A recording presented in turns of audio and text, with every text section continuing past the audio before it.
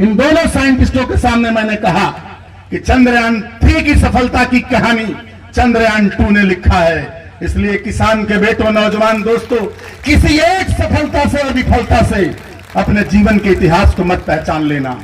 आपको रास्ता बदलना पड़ता है, रास्ते बदल करके एक नई इबारत लिखनी पड़ती है। आइए सभी जनों का इस मां कौशल्या के नाम पर स्थापित मैरिज हॉल से आप सबका इस मिट्टी पर नमन करता हूं, वंदन करता हूं, अभिनंदन करता हूं। और आप सबकी ओर से, आपकी तालियों की ओर से, तालियों को जरा जोर से एक बार बजा दीजिएगा।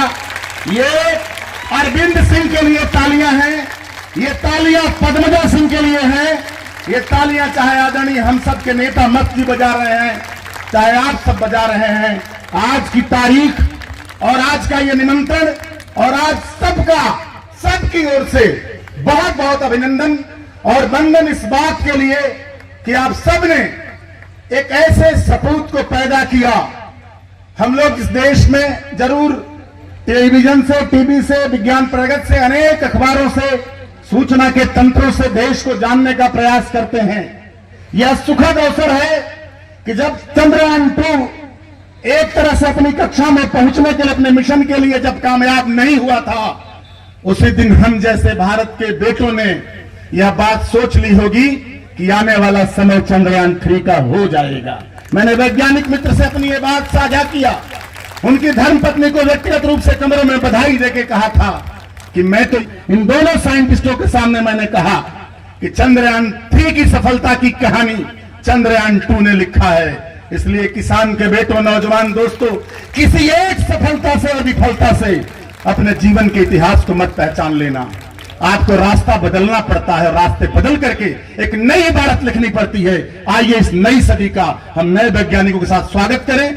सांसद जी के पास समय कम है, हम लोग बैठेंगे, बातचीत होगी और हमें सबके प्रतिनिधि के रूप में ये जो चेहरे, चाहे वो गाजीपुर के इस इलाके के 2 विधानसभाओं के और लोकसभा के 3 विधानसभाओं के जो चेहरे हैं, वो सारे चेहरों की वकालत, सारे लोगों की ताकत भारत की लोकतंत्र की आप ही में बसती है और हम सबके नेता के रूप में आप खड़ा होते हैं। इसलिए हम आप सबसे सांसद जी के लिए आशीर्वाद मांगते हैं।